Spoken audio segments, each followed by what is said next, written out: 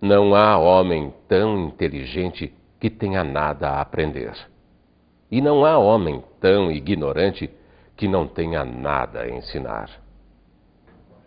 Olá, meus amigos, minhas amigas.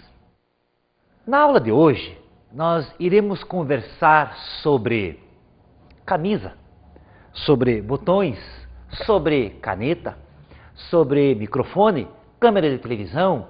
Vamos conversar sobre a carteira onde você está assistindo sua aula, sobre o seu livro. Vamos conversar sobre as suas ideias, sobre aquilo que você acredita. Vamos conversar sobre a oração que você fez hoje pela manhã.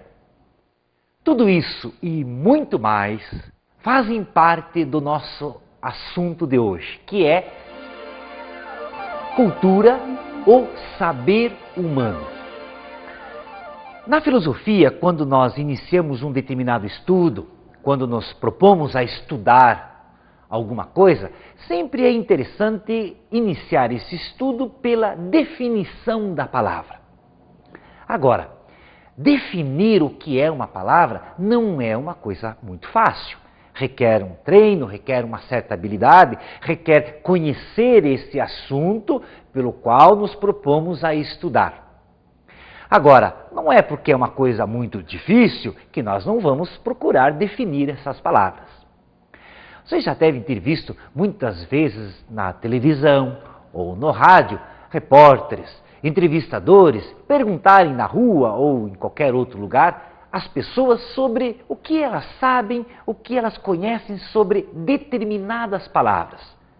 E você já deve ter observado como as pessoas se embaraçam, tropeçam nas palavras e mesmo sabendo o que é, não conseguem definir o que é a palavra em si. São sentimentos, são objetos que todo mundo conhece, fazem parte até do seu acervo de vocabulário do dia a dia, mas não conseguem encontrar as palavras para definir aquele conceito. Claro, as pessoas não estão habituadas a procurar sempre a definir. E a definição é muito importante. Nós cercamos a palavra, tentamos buscar todos os seus significados, para daí sim encaminhar o nosso estudo. Então definir não é uma coisa fácil, até porque é uma prática que nós não temos. Vamos fazer uma pequena experiência? Eu vou dizer a você agora algumas palavras, você anota aí no seu caderno e mais tarde, quando tiver um tempinho, procure encontrar as palavras para definir. Por exemplo, o que é sopa? Engraçado, né? Sopa é uma coisa que você tem, vê, conhece.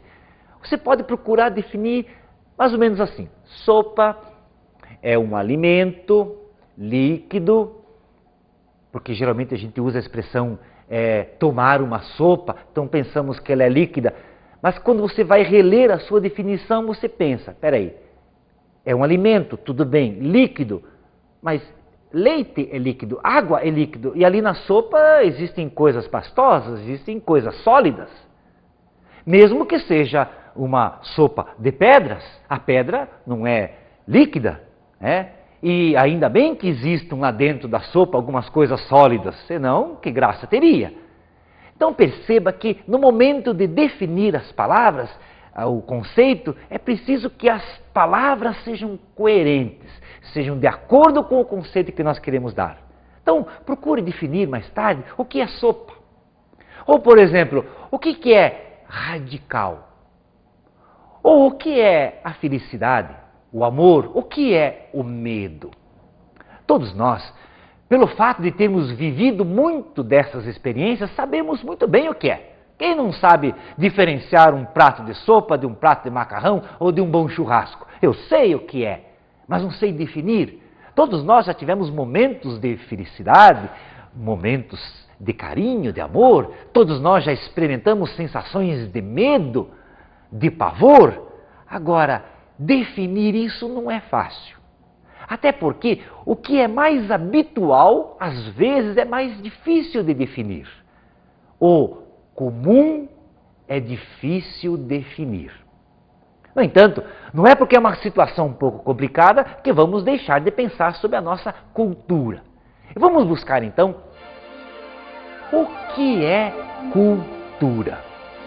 Vamos iniciar essa definição analisando algumas situações que nós ouvimos na rua, lemos no jornal, nas revistas, o que as pessoas dizem o que é cultura, sobre o que nós ouvimos sobre cultura. Você já deve ter visto, ouvido muitas vezes, as pessoas referirem-se à cultura da seguinte maneira: o povo brasileiro é um povo sem cultura. Esta sim é uma afirmação muito radical e muito perigosa. Ou você deve ter ouvido falar sobre cultura oriental, contraposto à cultura ocidental, ou que uma cultura é melhor do que a outra.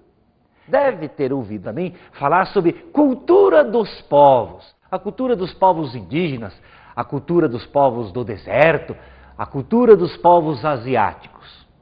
E também já deve ter ouvido alguém referir-se a uma pessoa dizendo: este sim é um homem de cultura. Esta sim é uma mulher muito culta.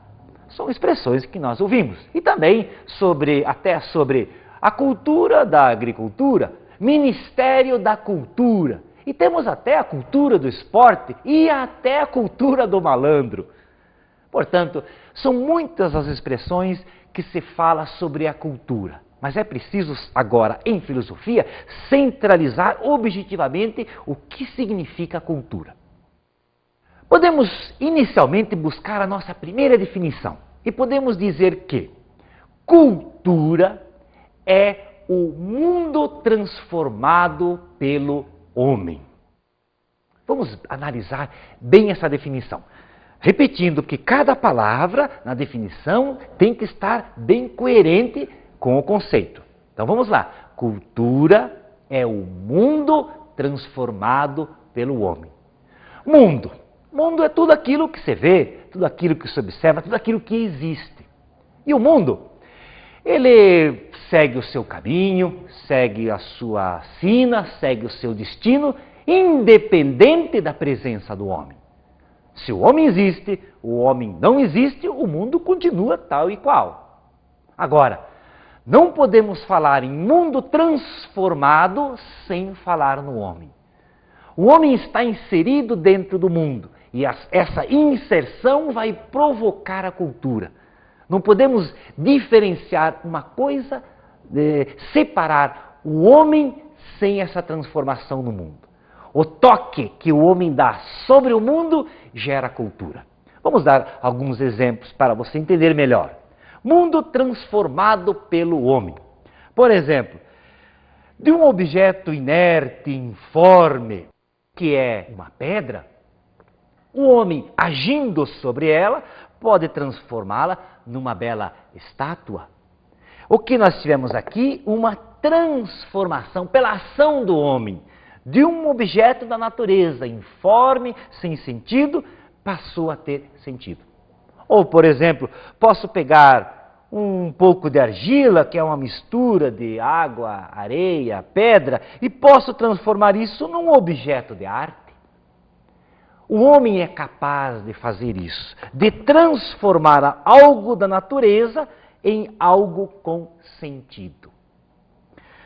Quando o homem está em relação ao mundo, está em relação à natureza, principalmente ao mundo todo, o mundo se apresenta para ele sobre vários sentidos, principalmente sobre a cultura e a natureza. Assim é que o mundo se apresenta para o homem, ou como cultura ou como natureza. Vamos analisar cada um desses passos. Primeiro, a natureza. Qual a relação que o homem tem com a natureza? A natureza também, ela segue seu destino, ela segue seu rumo, sem necessitar da presença do homem. Até em muitas vezes, a presença do homem até atrapalha mais a natureza do que deixa com que ela siga seu ritmo normal. mas ela se apresenta para o homem como algo que está ali. E o homem domina, pelas características que nós vamos ver um pouco mais tarde. Uma característica interessante da natureza é que ela é sempre previsível. O mundo da natureza é previsível, isto é, nós podemos prever o que vai acontecer com cada elemento da natureza. Por exemplo, se eu pegar uma semente e deitar sobre a terra, e ali houverem todas as condições propícias para a sua germinação, eu posso prever que ali vai nascer uma árvore. Posso prever até o tamanho que essa árvore vai ter. Posso prever se vai ter uma ramagem abundante ou uma pequena ramagem. Posso prever se vai ter frutos ou não e até de que fruto é, se é comestível ou não. Posso prever até quanto tempo essa árvore vai ter de vida. A natureza é previsível. Uma semente deitada no útero materno também vai germinar. E eu posso prever quanto tempo de germinação essa semente vai precisar para nascer. Depois que nasceu, a genética vai me ajudar a prever até que esse ser, até com que tipo de cabelo, a cor do cabelo, a cor dos olhos, até posso prever que tipo de temperamento essa pessoa vai ter. Esse aspecto da natureza, mesmo que é do homem, sempre é previsível. Posso prever num curso de um rio, como é que ele vai se deslocar, como é que ele abandona suas margens e alaga numa enchente. Posso prever o comportamento da lua, posso prever o comportamento do sol, posso prever o comportamento de um animal, se ele abana o rabinho, se ele põe o rabinho no meio das pernas, e posso prever também as reações de um outro animal, o homem. Se ele vem com uma rosa na mão ou com uma pedra na mão, dá para imaginar, dá para prever qual é a reação que essa pessoa vai ter. Portanto, em relação à natureza, sempre, mesmo que seja independente da presença do homem, ela é previsível.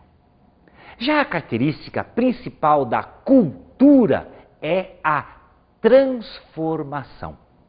Não podemos, de hipótese alguma, falar de cultura sem transformação. Essa é a característica principal que nós sempre vamos ter no conceito da cultura. Sempre algo que foi transformado. Transformação é diferente do que permanência. Os primeiros filósofos brigavam muito. Havia um grupo que defendia só a transformação, um grupo que defendia só a permanência. No entanto, se nós observarmos na nossa vida, no dia a dia, tudo é permanência e transformação. Nós queremos permanecer no nosso trabalho para ficarmos permanentemente ricos.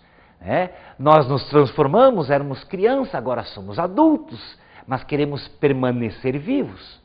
Então a característica da transformação é sempre uma característica que está presente dentro da cultura. E não podemos desvinculá-la sem pensar em transformação. Agora vou fazer a você um desafio.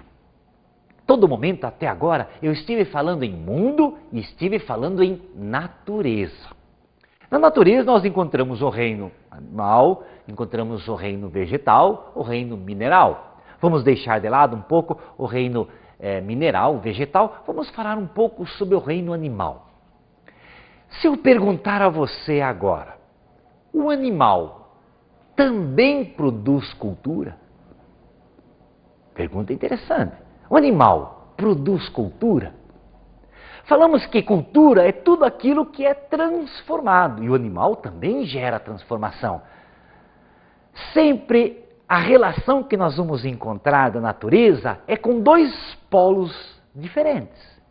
A natureza relacionada com o homem e relacionada com o animal.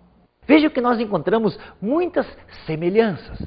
Mas onde é que está a característica que vai definir a cultura nessa relação? Vejam bem, tanto o homem como o animal buscam satisfazer as suas necessidades. Tanto o homem como o animal precisam de proteção. Por isso que eles buscam um abrigo para se proteger da chuva, do sol, do granizo, das intempéries do tempo. Tanto um como o outro procuram o abrigo.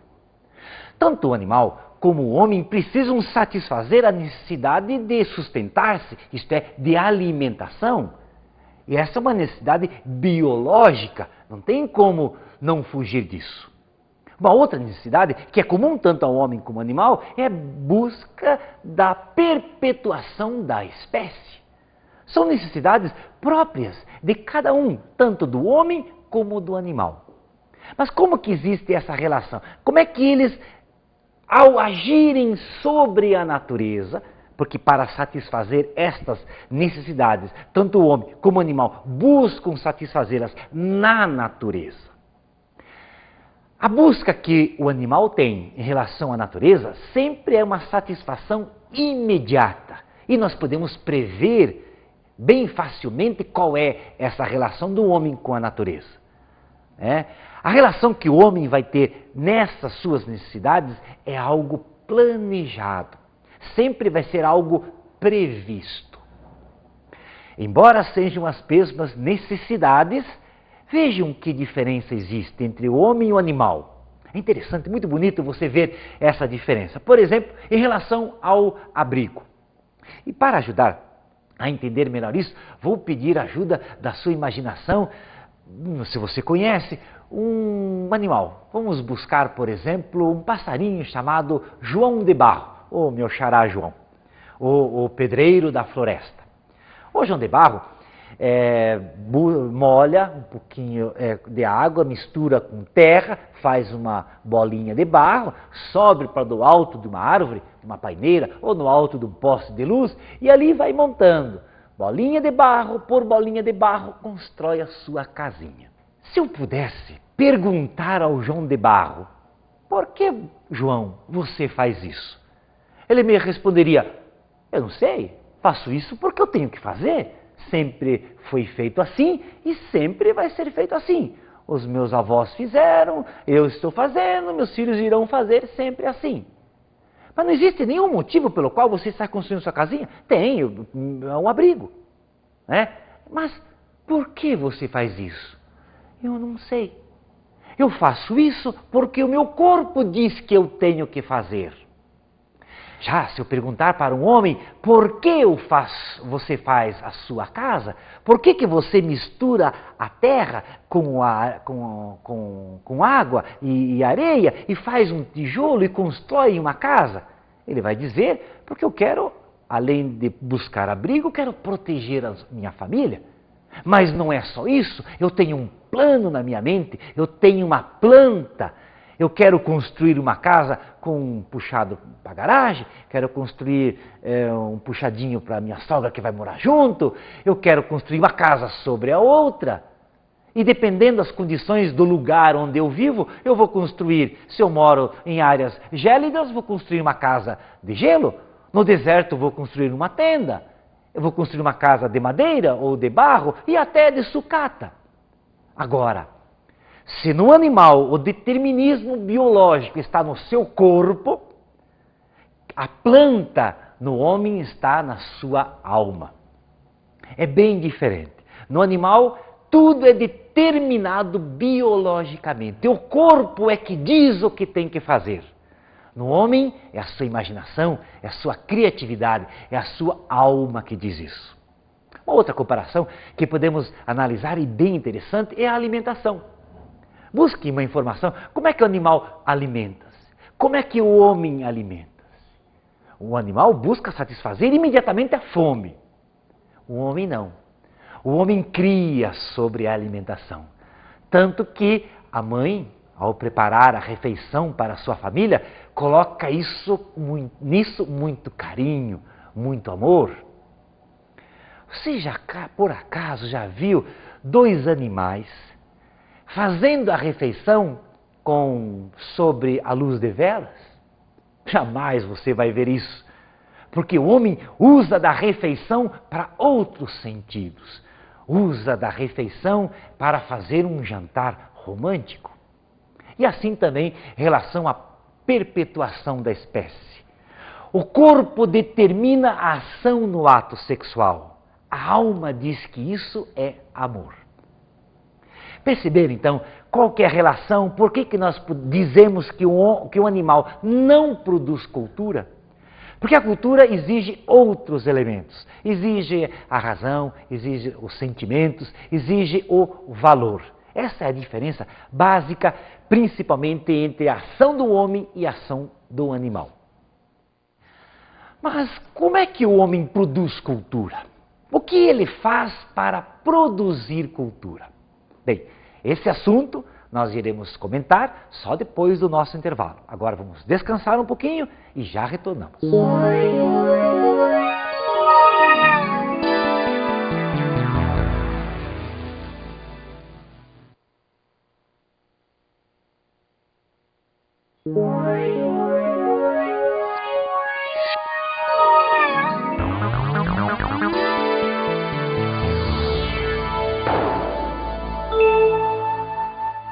Depois deste nosso intervalo interessante e gostoso, vamos continuar a estudar a cultura.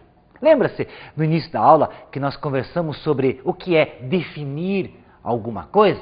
Pois bem, dissemos que a cultura é o mundo transformado pelo homem. Portanto, nós podemos até concluir agora que a cultura é o mundo em transformação. Quando nós dizemos que o mundo está em constante transformação, obviamente é por causa da ação do homem. Mas o mundo não se apresenta para o homem, tudo aquilo que o homem faz não são somente coisas físicas, coisas tangíveis, coisas sensíveis. A cultura também transparece em tudo aquilo que a nossa razão produz, são as nossas ideias. Está presente também nos sentimentos, em tudo aquilo que a gente acredita. Está na capacidade de imaginação que o homem tem, na sua criatividade. Cultura também é o desenvolvimento dos nossos sentidos. A cultura também é a nossa memória. É a capacidade que nós temos de guardar tudo aquilo que aconteceu, guardar tudo aquilo que a sociedade produziu e usar isso. Então a cultura é muito mais do que simplesmente coisas materiais. Agora, como que o homem começou a produzir cultura? Será que aconteceu alguma coisa que propiciou ao homem, não ao animal, a fazer transformação? Bem, anote aí uma coisa importante. O que determinou ao homem, não somente isso, mas foi muito importante, foi o uso das ferramentas e das máquinas. Ferramenta e máquina produzem cultura. O homem começou a dominar a natureza usando as suas características mais importantes, que são a razão, que é a imaginação. O homem nasceu com uma habilidade, por exemplo, de usar os dedos na forma de uma pinça. Pense quantos objetos nós podemos manipular com a mão usando os dedos na forma de uma pinça. O homem teve a capacidade, a possibilidade de andar ereto. Assim ele consegue ver uma distância maior, se tivesse sobre 4 patas, ver onde é que está a caça, fugir do predador. O homem, por exemplo, teve braços proporcionais ao seu corpo, com uma mobilidade muito grande. Isso fez com que o homem pudesse usar alguns instrumentos, e isso foi muito importante. Observe. O homem percebeu que ele poderia manipular um objeto, uma pedra, e com isso construir uma ferramenta. Esta ferramenta é uma extensão do seu braço e possibilitou com essa ferramenta construir outras coisas, construir e manipular outros objetos.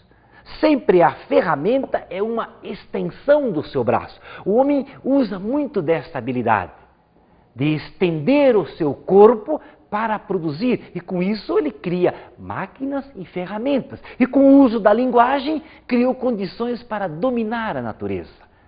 Veja, por exemplo, que o homem estendeu os seus olhos no momento que criou uma lupa, que criou uma luneta, ou para ver coisas pequenas, ele estendeu o seu olho criando um microscópio. Ele estendeu as suas pernas criando um instrumento de locomoção, uma bicicleta ou um carro. O homem estendeu os seus sentidos e isso possibilitou a ele manipular a natureza. Foram as máquinas e as ferramentas e o uso da linguagem própria da espécie. Tudo isso faz com que o homem tenha essas habilidades, pois tudo aquilo que o homem cria não precisa necessariamente ser visto somente como algo material, mas tudo que o homem cria deve ser visto como material e cultural.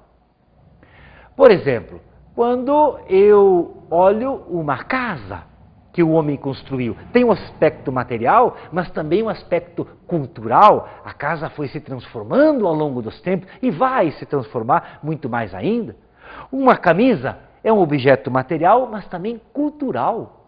Ele é histórico, a roupa teve uma história ao longo dos tempos.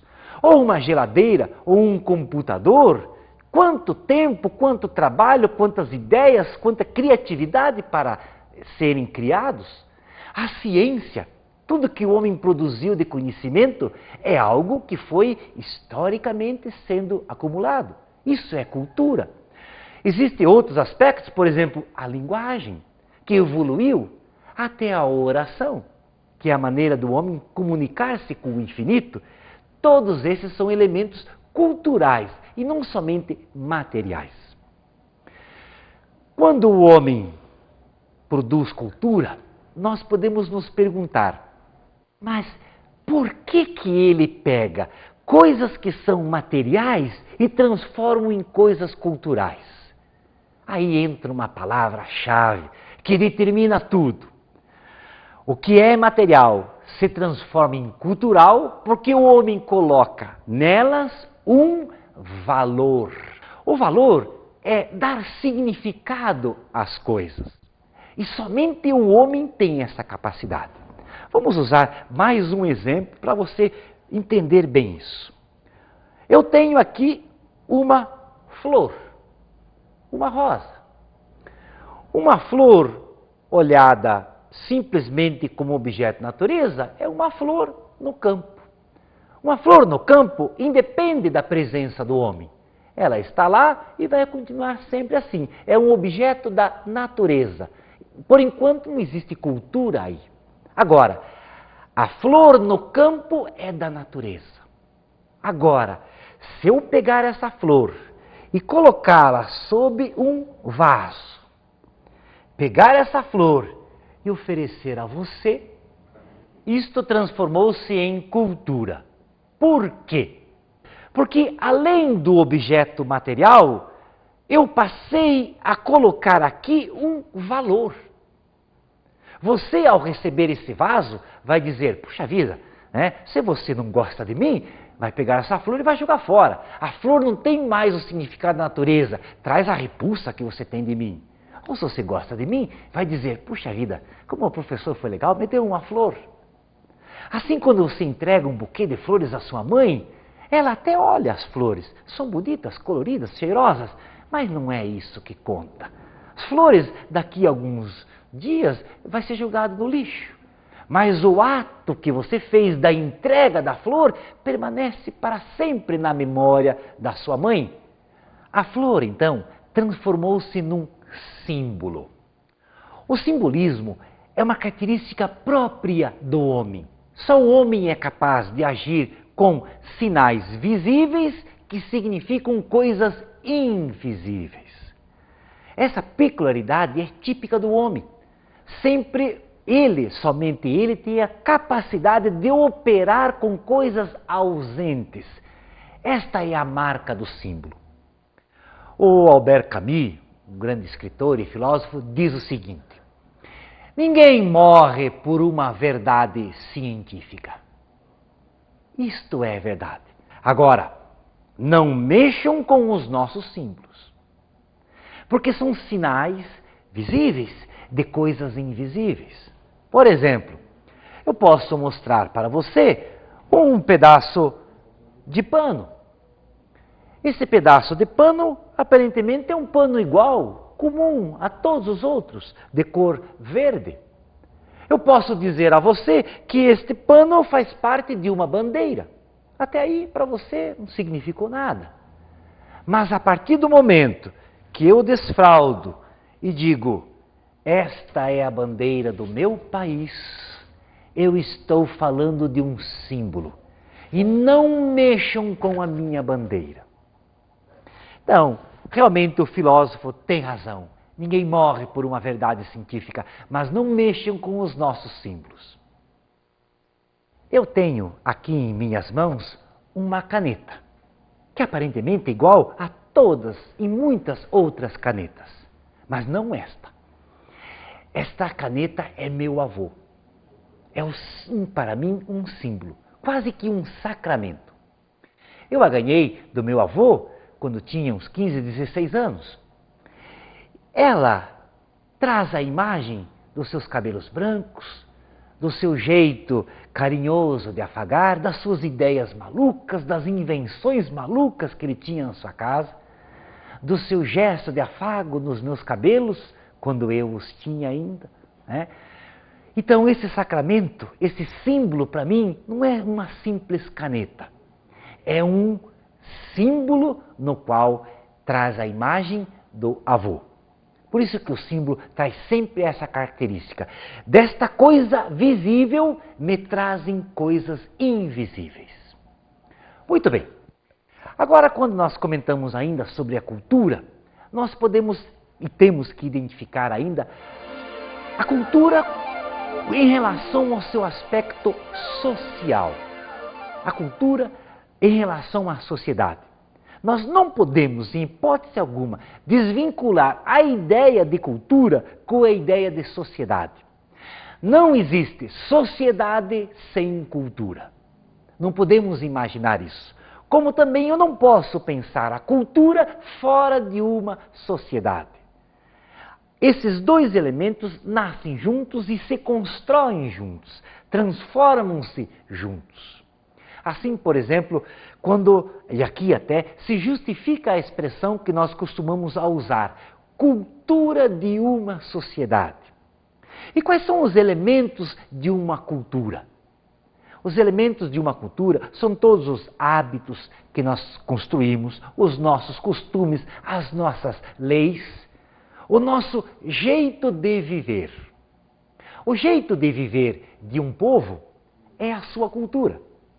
Por isso que se varia o jeito de viver de uma cultura, na outra é diferente. E se nós temos várias culturas, é porque nós temos várias sociedades. Logo, vamos ter vários jeitos de viver. Essa é uma característica importante do aspecto da cultura. Cultura e sociedade estão sempre e permanentemente juntos. E por fim, o último aspecto que nós temos que conversar é sobre a democratização da cultura. Já ouvimos muitas vezes pessoas referirem-se assim a um determinado indivíduo. Veja como ele tem cultura. Vejam como esta mulher é culta. Quando alguém diz isso, está pensando, vejam, ela sabe falar várias línguas, conhece muito, tem um domínio sobre muitos conhecimentos. Basta fazer uma pergunta que a resposta está ali, pronta. Fala-se assim de uma pessoa culta em contraposição a uma que não tem cultura, porque não sabe ler, porque tem poucos conhecimentos. Esta imagem nós temos que desvincular, temos que desmistificar. Não é porque uma pessoa não sabe ler, não sabe falar várias línguas, não significa que ela não tem cultura. Ela tem cultura. E tem cultura porque ela vive inserida dentro de uma sociedade. Segue os mesmos hábitos do que aquela pessoa que estudou mais, ou teve mais facilidade em estudar, teve a chance de estudar. Segue as mesmas leis, tem os mesmos costumes, fala a mesma língua. Portanto, todo homem tem cultura. E isso é importante nós sempre defendermos. Para que o nosso estudo, o seu estudo sobre a cultura, seja cada vez mais abrangente, eu gostaria de citar a você agora algumas dicas de estudo.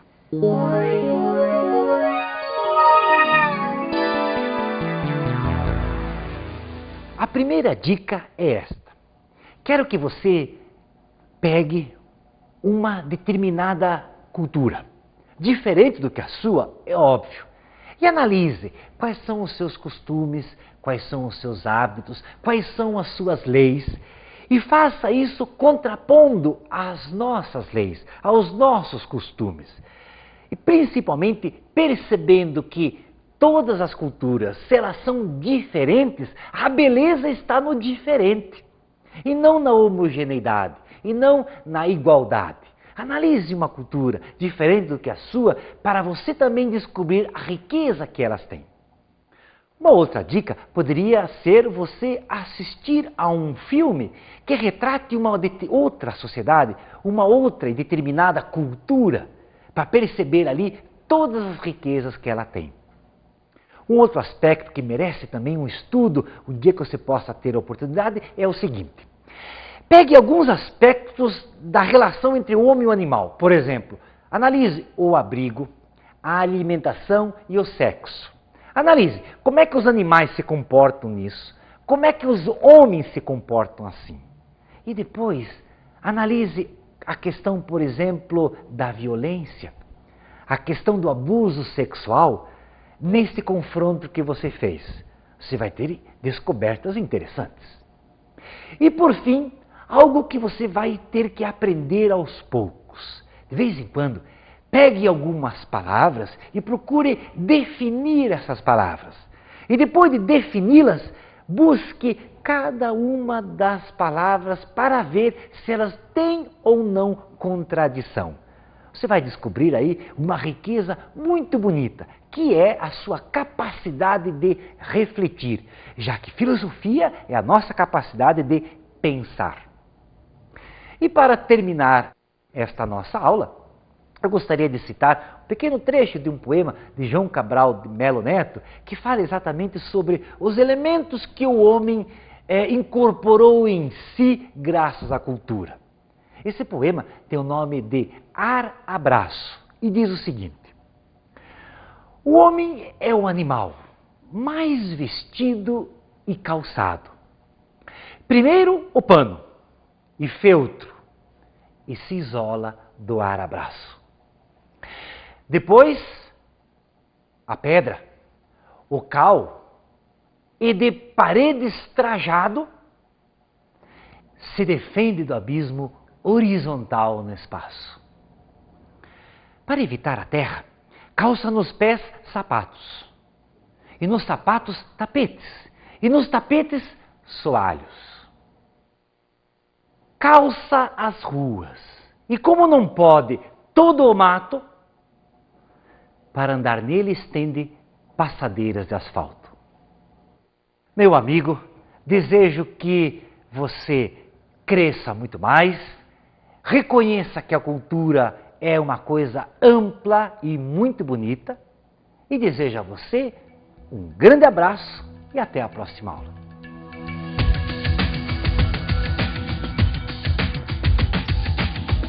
Na aula de hoje vimos que o habitual é difícil de definir e quando se trata de definir cultura, cultura é o mundo transformado pelo homem. Toda ação do homem sobre a natureza gera cultura. Vimos que homem e animal agem na natureza, cada um segundo suas características. Na natureza, tudo é previsível, podemos prever. Já a cultura tem a característica da transformação. Tudo que é transformado pela ação do homem, nós consideramos isso cultura. Vimos também que, além da razão, sentimentos e imaginação, o homem usa das ferramentas e das máquinas para produzir cultura.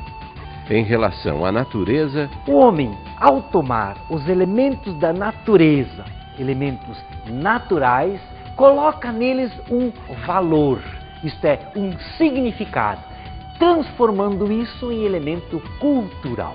Bons estudos e até a próxima!